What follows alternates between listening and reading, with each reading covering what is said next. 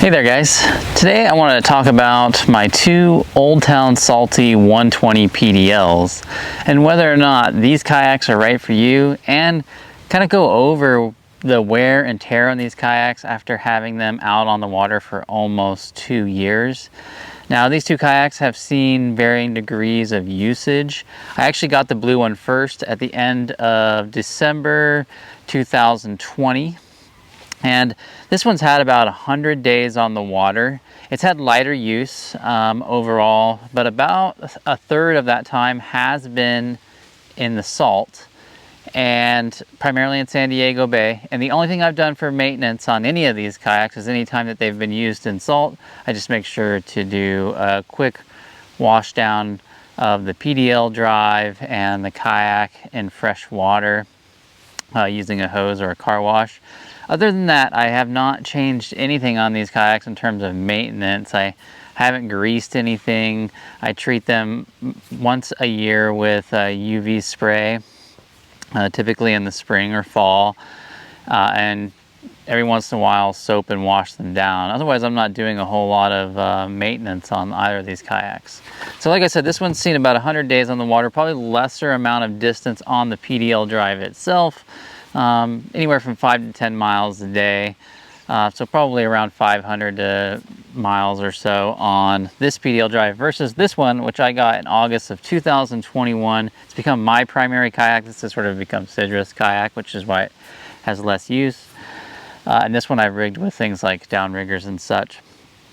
This one's probably seen about 120 days on the water, and this has been primarily my trolling kayak I use for a lot of my long days on the water, trolling for salmon, kokanee, trout, things of that nature. And because of that, this thing's probably got somewhere in the neighborhood of 1,200 to 1,500 total miles on the PDL drive, with the predominant amount of that in fresh water. It's probably only got about 10 days of saltwater action on this particular drive, although this one's gone through the surf more than this one. This one's just kind of had gentle launches in San Diego Bay. This one's really gone through some heavier surf, and you know, like anybody, I occasionally get it handed to me when I go through the surf, so it's been tumbled a little bit more, but survived just fine. So today I thought I'd talk a little bit about some of the features of this kayak. I'm sure if you're researching the Old Town Salty 120 PDL, you probably already know a lot of the features that it has, but I really want to speak to its durability. And we're going to look at how the hull is held up. We're going to look at and talk about the PDL drives and how they've held up. And we're also going to talk about some of the weaknesses in this kayak, as well as its strengths. So it's still my #1 pick for a kayak. It's in fact the only remaining pedal drive kayak model that I own. I've purged all other kayaks except for one paddle kayak, and it's still my favorite. And I find it to be very versatile, and it fits a lot of my needs. And it might be the right kayak for you. It might not. So we'll find out today as we walk through these two kayaks, which have varying degrees of usage. Let's get started. Okay, so let's just really quickly walk through some of the features of the Salty 120 PDL. It comes in two colors. There's the photic blue, and then there's the amber camo. They are 12-foot long kayaks, and they weigh about 85 pounds without the drive, 104 pounds with the drive. The PDL drive is 19 pounds, and it floats. It has a built-in storage, which you can see here. It's fairly watertight, but I've never had any water penetration get in there, but I have seen other anglers report that they will sometimes get water in there after long days and heavy rain. I haven't had that issue even when flipping it in the surf. They each have a capacity of about 350 pounds. That's usable capacity. So if you're a larger angler, I highly recommend looking at some other larger kayak. I recommend this kayak for kayak anglers that are sub 200 pounds.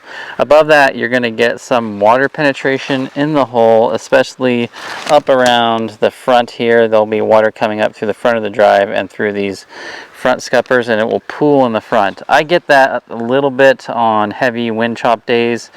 I'll get something like a 1/4 to 1/2 inch of water up in the front, but it doesn't really bother me.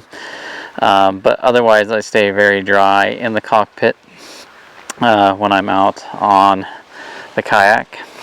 It has 2 gear tracks on both sides. They're plastic. A lot of anglers have complained about them being too flexible for really heavy, large fish finders and large, powerful game.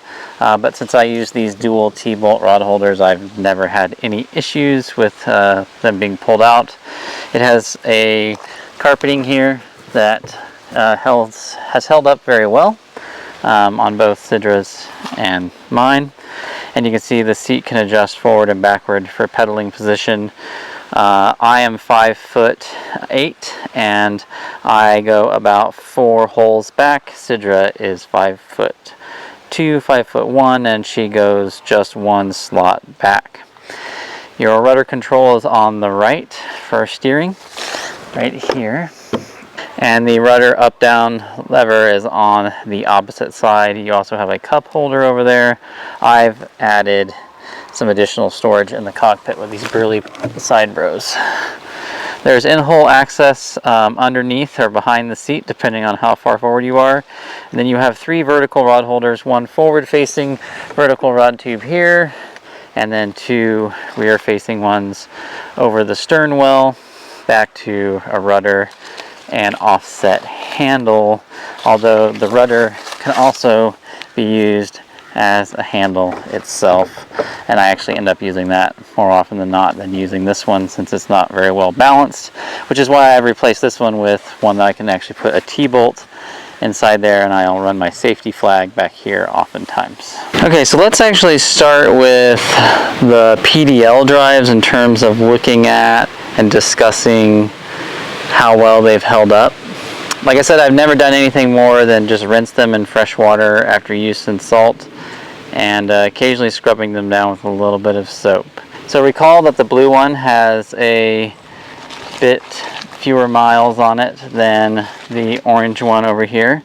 So we're going to take both of these off, and we're going to look at the corrosion around and behind this bolt here. This is an entirely sealed unit. You're not supposed to ever get water inside of your PDL drive.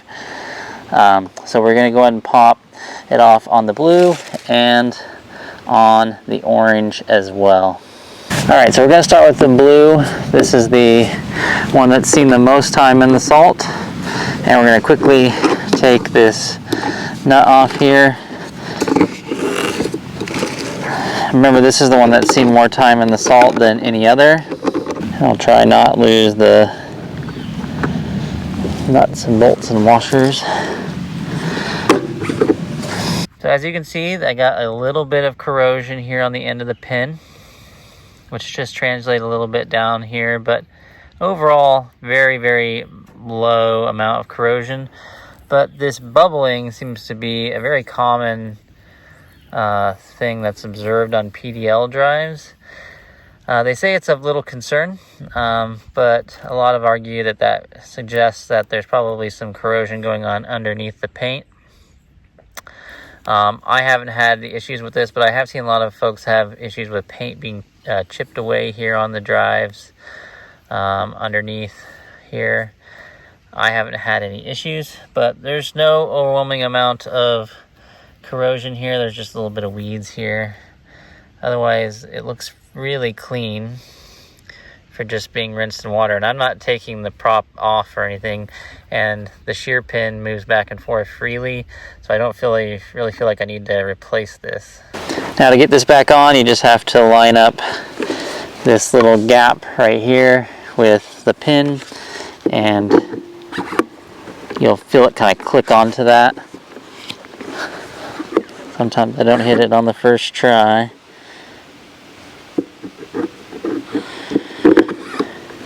There we go. Hear that little pop. And then you just put your nut back on the prop. Okay, let's look at the orange one now, the Ember Camo. This one has seen less use in the salt, but more time in the water.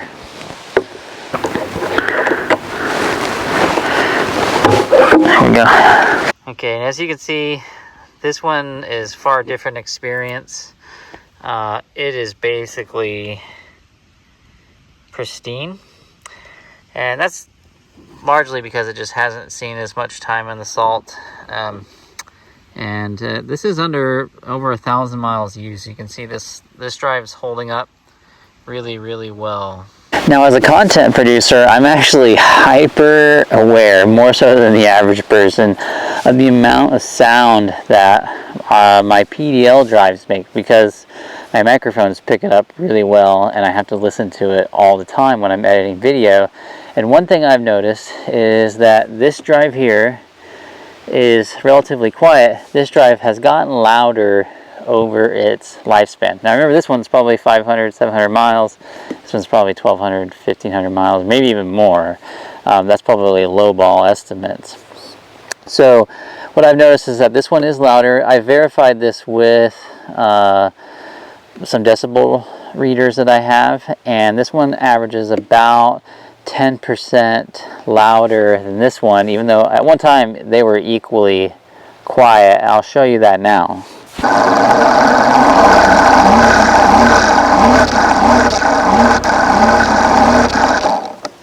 This is the louder, higher mileage drive.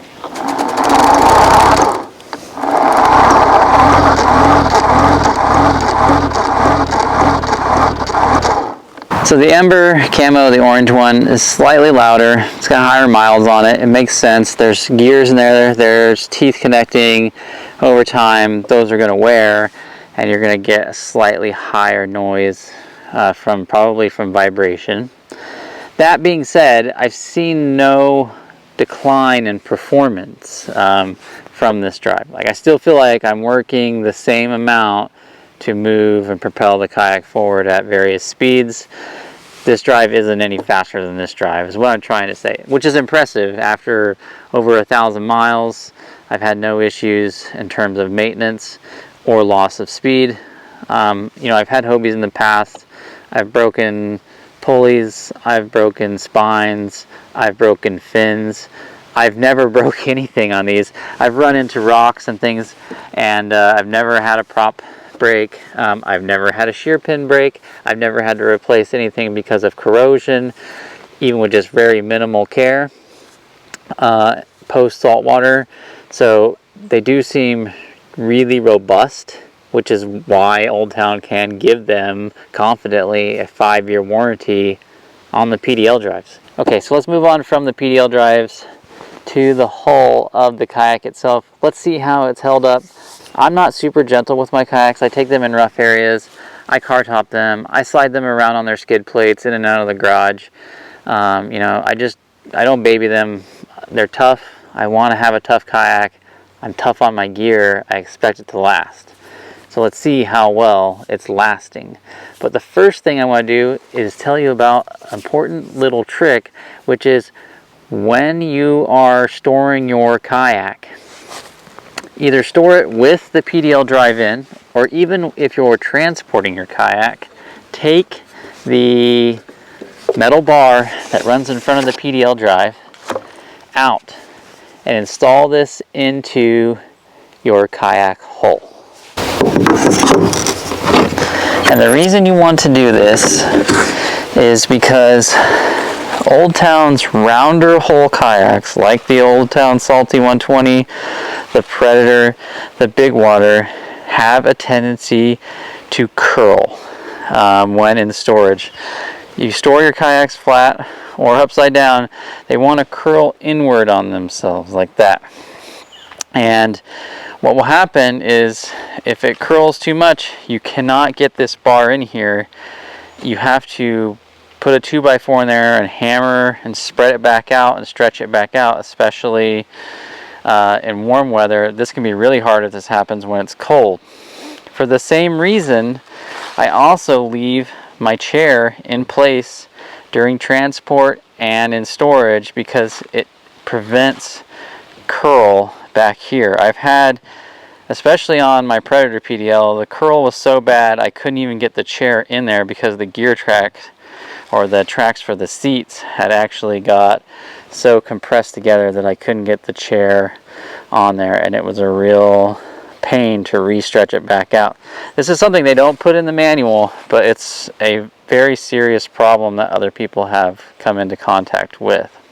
Which leads to my second complaint. My first complaint is that they aren't very forthcoming about this hull curling, but is having to leave that chair in there during transport and during storage leads to issues with the chair.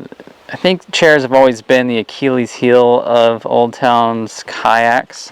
They're great at designing boats. They're terrible at designing chairs. This chair is very comfortable.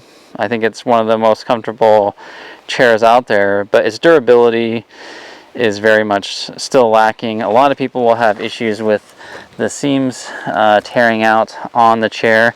Or for me, I had issues because of this fabric giving away right here. Now, to Old Town's credit, they stand by their warranty on their products, and they have replaced this chair that has frayed out here with a new chair here. But it does seem to be a bit of a problem. I love sitting in the chairs. I can sit them all day. They've got great storage underneath here for sliding your tackle boxes in there. There's plenty of adjustability in terms of comfort. And my wife actually says that they're more comfortable than the Hobie chairs with her health issues, and she's able to sit in these longer than many other manufacturers. But the durability is still a concern for me. Okay, so aside from chairs and hull curl, I've had no other significant issues in terms of directly with the hull itself. The floor padding has held up extremely well, even under pressure washing. I had a custom sea deck I did on my autopilot, and I pressure washed it with the same pressure that I pressure washed these, and the sea deck started to chip away a little bit. This has held up much better. I've had no cracking of the hull anywhere along its entire length. And the only issue other issue I've had is with this particular vertical rod tube right here. I store my net in there, and when I reach back to grab the net on occasion, I would be pulling the net out and I would pull forward, and it would cause this to crack right here. Now, both times I've done this twice on this tube. Old Town has replaced that vertical rod tube free of charge due to the cracking, but still rather annoying. So let's flip them over and see how the bottoms are holding up. So as you can see here, it's got plenty of scrapes. I've hit some big rocks. This is actually from a submerged T-post, so not very forgiving, sharp steel. Old Town's hole thickness is just really incredible. They use a lot of HDPE plastic. They also put these little skid plates in here, which are replaceable, and they're really nice because they absorb the brunt of any dragging or impacts on the shore when you're landing on those rough asphalt boat ramps. Right here is their universal transducer mount, which I don't use because I do not like how they have no protection over it. So not only does this leave your transducer vulnerable to damage when you're out fishing, but it also leaves it vulnerable to damage when you're loading and unloading. And I've known many people to snap off their transducers when loading and unloading, especially folks who car top. Back here is the entrance to the drive scupper. You can see it's roughed up a little bit, but nothing that I'm concerned about. It's very thick plastic here. It's holding up just fine. It's got the expected boat rash all the way down. This is also a T-post. Those darn submerged T-posts. Those aquatic cows are really a pain. To the back, this is probably the skid plate that sees the most action from me, simply because I'm using that to slide on that skid plate in and out of my garage. It has held up extremely well, and it's very easy to replace and minimal cost to fix. Some folks have complained about these screws coming loose on their rudder systems.